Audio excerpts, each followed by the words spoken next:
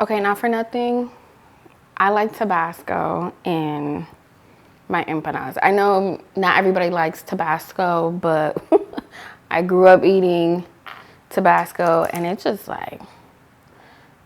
goes. Like, it's just nostalgic at this point. Man, I had it, yep. What's for dinner?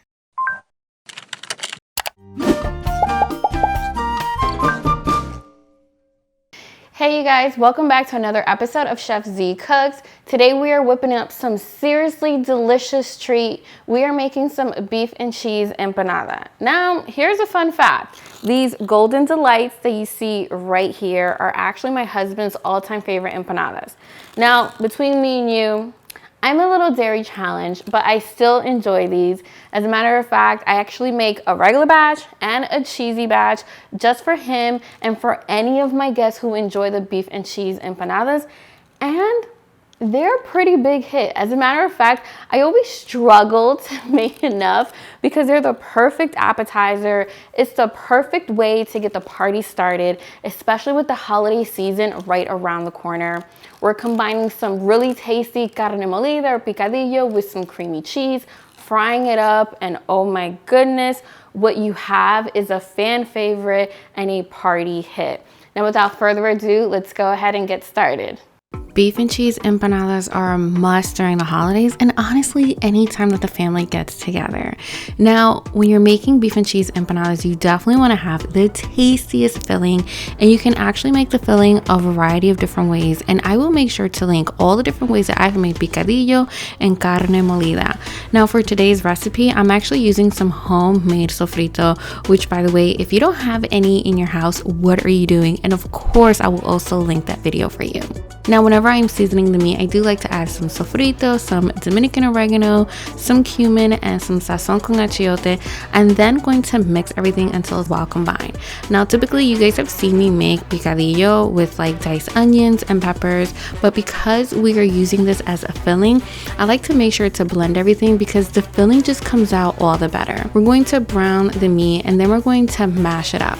Now, it's really important that you actually use some lean ground beef so that it doesn't become oily inside, and if it does become oily, you can simply drain the oil and that's totally fine. Once you've browned the meat and you've mixed it, you want to just go ahead and make sure to break up those clumps.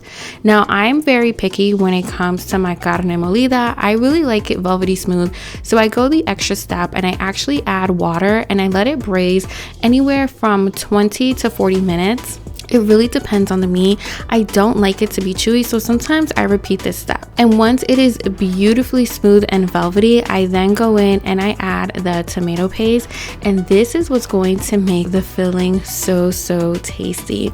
Afterwards, I set that off to the side, and now we're going to be shredding the cheese. Now, my husband specifically loves the combination of Gouda and Colby Jack, but you can definitely use any kind of cheese that you like. In the past, I have also used a combination of cheddar cheese and American cheese. I personally prefer American cheese because it is so creamy.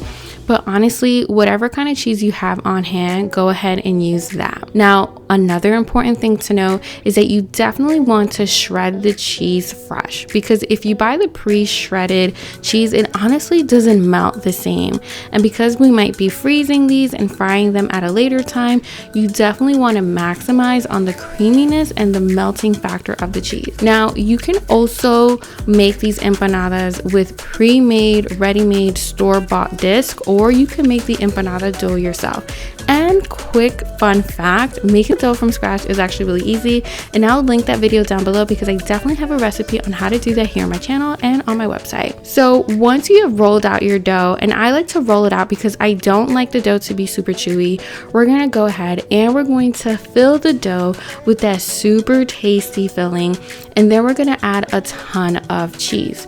And then very carefully, we're going to take some water and we're going to put it around the edges because this is going to make sure that those edges stay nice and sealed shut and they don't open up when frying. You want to gently press it down, and then you want to take a fork and then we're actually going to crimp down the edges. Now, I am a little bit of a perfectionist, so once you crimp down the edges, it's totally fine. But because I like them all to be nice and uniform, I actually go the extra step, and with a pizza cutter, I just very carefully just cut off the little edge at the very end, and you'll see they come out looking so perfect. But this step is actually optional.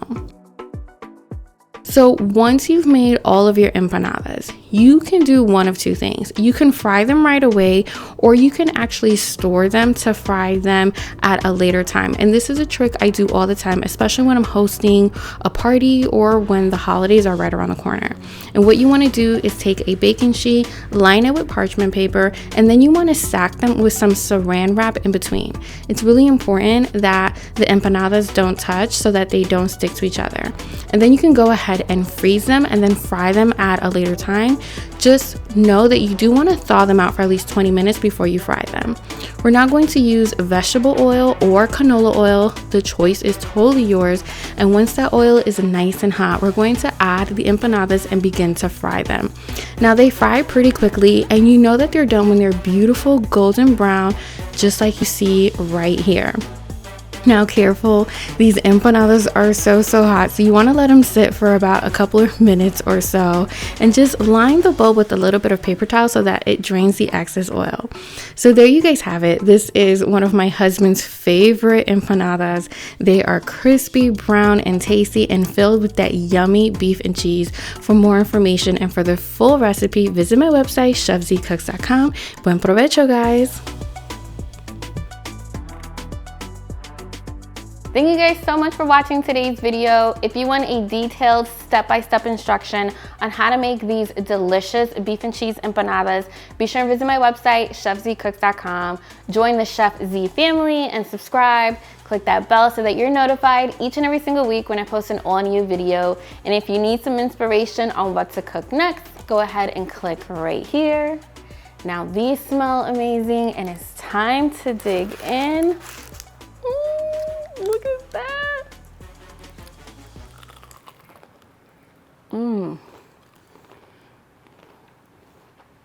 Mm-hmm.